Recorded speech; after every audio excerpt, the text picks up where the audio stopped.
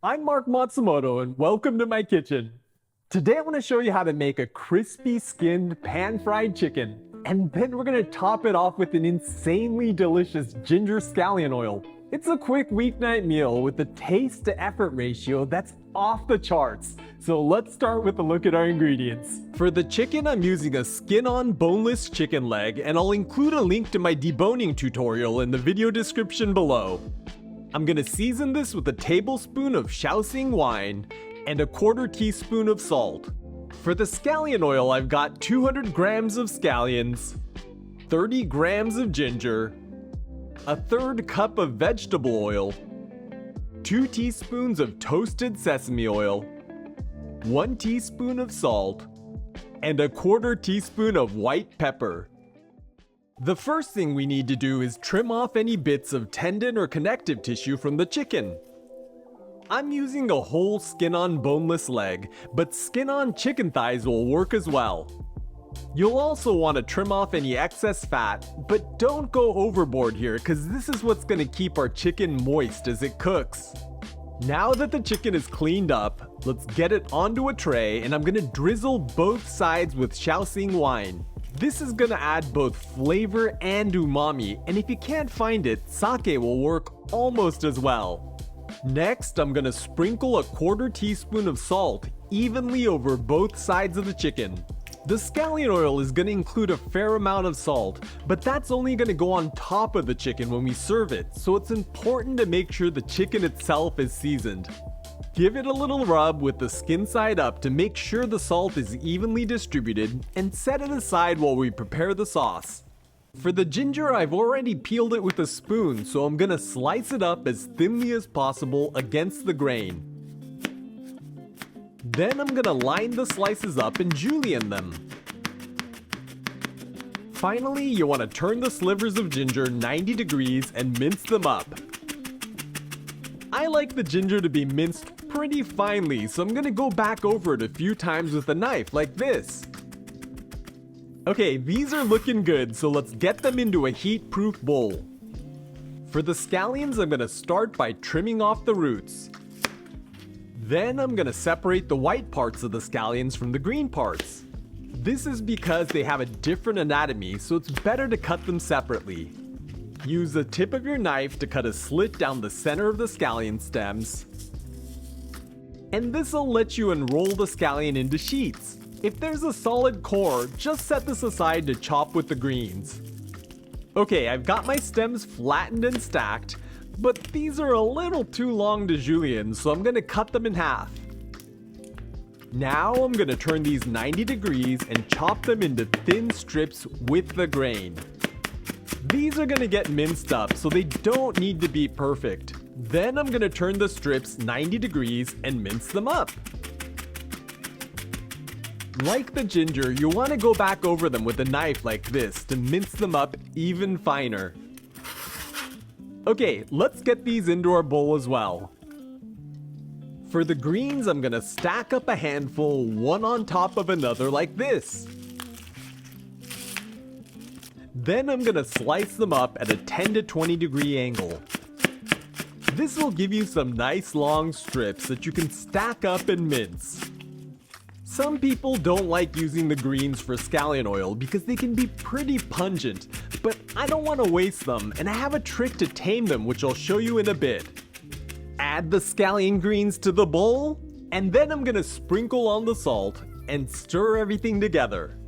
This may seem like a lot of salt, but the scallion oil is our main source of seasoning for the chicken, and the salt's gonna help preserve the sauce for up to 2 weeks in the fridge.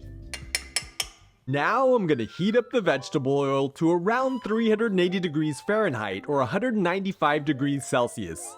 Because we're getting this super hot, it's important to use a vegetable oil with a high smoke point. I'm using refined rice bran oil today, but other high temperature oils like avocado oil, corn oil, or grapeseed oil will work. Once the oil is hot, carefully pour it over the scallions and ginger. This is crazy hot, so make sure you have a towel or a trivet under the bowl. The hot oil extracts the flavors from the aromatics, and it's also going to take the harsh edge off of the scallions without fully cooking them. Now I'm gonna add the toasted sesame oil, and then I'm gonna give it a few cracks of finely ground white pepper. Stir this together, and our scallion oil is good to go. Before we fry up the chicken, I want to thank Musubi Kiln for sending over this place setting that I'm going to be using today. There's this beautiful Minoware plate that comes in a variety of colors. And we've got these wooden lacquered chopsticks that come in a variety of sizes. And then there's my favorite, it's this adorable chopstick rest with a little surfer dude on it. With Japanese tableware that runs the gamut from traditional to modern, they've got everything you need to make your table pop. So hit the link in the description down below to check them out, and be sure to use coupon code NORECIPES to get 5% off your order. For the chicken, I'm gonna place it skin side down in a cold non-stick pan over medium-low heat. This is gonna steam the skin, rendering out some fat, which is gonna help it to brown. That's my first trick to making chicken with ultra crispy skin. The second trick is to use tongs to press down on various parts of the chicken like this to ensure that every inch of chicken is making good contact with the pan. Be sure to lift the chicken up periodically to see if you've missed any spots. After 5 to 6 minutes, our chicken is about halfway cooked and the skin is nice and brown, so I'm gonna flip it over. Then I'm going to continue to work my way around the chicken, pressing it into the pan to make sure it cooks through evenly. This will take another 2 to 3 minutes. Once the chicken is cooked almost all the way through, I'm going to flip it over one last time to crisp up the skin. This is the equivalent to double frying French fries, and it's my last tip for getting your skin extra crispy. Okay, this is cooked through and the skin is crackling crisp, so let's get this onto our cutting board. Now, we wait. Chicken is mostly protein, which coils up like a compressed sponge. Cutting into it while it's still hot is like bursting a water balloon, and it's gonna release all of the chicken juices onto your cutting board. By letting it rest, it's gonna give the protein a chance to cool down and relax, allowing it to reabsorb some of those juices. Okay, our chicken has been resting for about 10 minutes, so let's cut it up. Oh man, just listen to how crispy that is. And you can see it's super juicy, but it's also not leaking all over our cutting board.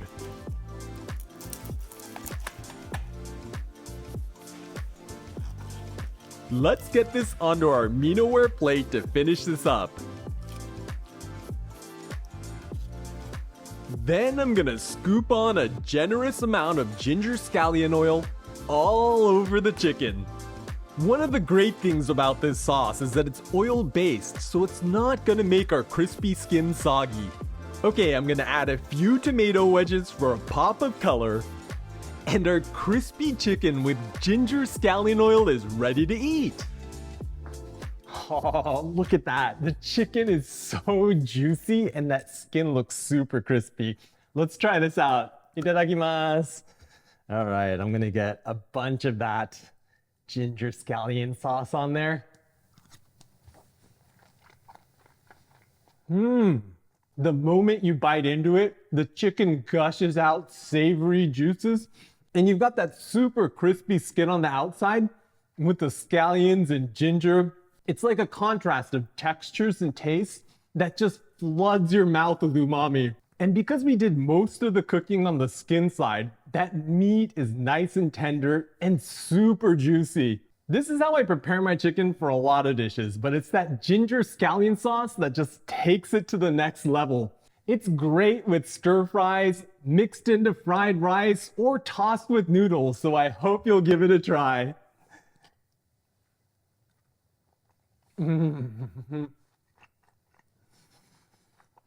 So good. Well, I'm gonna go have the rest of this with a bowl of rice, but check out this playlist for some more easy Asian favorites, and I'll catch you in the next one.